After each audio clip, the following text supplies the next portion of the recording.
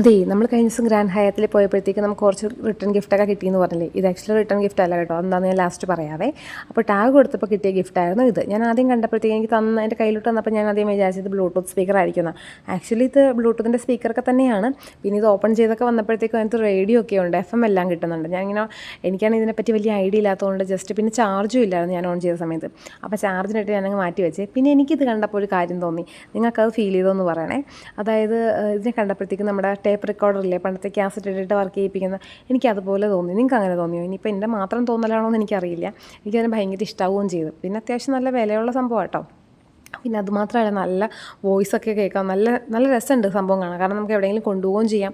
അപ്പോൾ അടിപൊളിയാണ്. പിന്നെ ഇതിൽ ഹാങ് ചെയ്യാനായിട്ടൊരു സംഭവമൊക്കെ ഉണ്ടായിരുന്നു. ആ ഒരു എന്താ പറയുക, ഒരു ബാൻഡൊക്കെ ഉണ്ടായിരുന്നു ഹാങ് ചെയ്യുന്നത്. അത് ഞാനടുത്ത് കാണിക്കാൻ മറന്നുപോയി. പിന്നെ ഇതെന്ന് പറഞ്ഞിട്ടുണ്ടെങ്കിൽ എൻ്റെ ഫോണിൻ്റെ ബോക്സ് ആട്ടോ.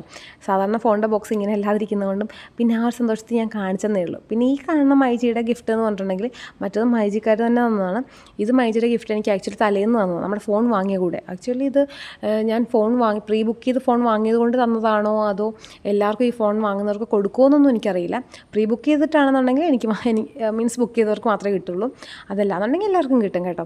നല്ലൊരു ബോട്ടിൻ്റെ ഒരു സ്പീക്കറും അതുപോലെ തന്നെ ഒരു വാച്ചും നല്ലതായിരുന്നു കേട്ടോ. എനിക്കിഷ്ടമായി. നല്ല നല്ല മീൻസ് നല്ല വോയിസ്, നല്ല സൗണ്ട് ഉണ്ട്. ആ ചെറിയ കുഞ്ഞൻ സാധനമാണെങ്കിൽ നല്ല ഉച്ച കേൾക്കാം അതിനകത്ത്. പിന്നെ ഇത് ഞാൻ പറഞ്ഞില്ലേ, ഇത് റിട്ടേൺ ഗിഫ്റ്റ് അല്ല. അവിടെ വന്ന് കുറേ പ്രോഗ്രാം തുടങ്ങി കുറേ ആളുകൾ സംസാരിച്ചപ്പോഴത്തേക്കും ഇങ്ങനെ കുറച്ച് പേര് ക്വസ്റ്റ്യൻ ചോദിച്ചപ്പോഴത്തേക്കും അതിൽ ആൻസർ ചെയ്യുന്നവർക്ക് ഗിഫ്റ്റ് ഉണ്ടെന്ന് പറഞ്ഞ്. അപ്പോൾ അതിലൊരു ആൻസർ കൊടുത്തത് ഞാനായിരുന്നു. അതുകൊണ്ട് എനിക്ക് ഇത്രയും ചോക്ലേറ്റ്സ് കിട്ടി. അല്ലെങ്കിൽ ചോക്ലേറ്റ് കിട്ടുമ്പോൾ ആർക്കല്ല സന്തോഷമാവാത്ത. എനിക്കാണെങ്കിൽ പിന്നെ ചോക്ലേറ്റ് ഒരു പ്രാന്തൻ ആയതുകൊണ്ട്, ചോക്ലേറ്റ് പ്രാന്തി ആയതുകൊണ്ട് എനിക്കിതൊക്കെ ഭയങ്കര ഇഷ്ടമാണ്. അപ്പോൾ ചോദ്യം ഇതായിരുന്നു, നമ്മുടെ ഫോൺ അതായത് ഈ X200 FE എത്ര കളേഴ്സിൽ അവൈലബിൾ ആണെന്ന്.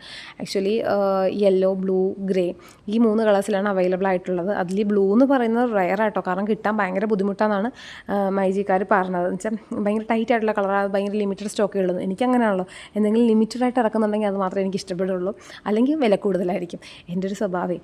അപ്പോൾ എന്തായാലും എനിക്ക് സംഭവം കിട്ടി. അപ്പോൾ ഇത്രേ ഉള്ളൂ എൻ്റെ വീഡിയോ. നെക്സ്റ്റ് വീഡിയോ ആയിട്ട് കാണുന്നവരെ ബൈ ബൈ.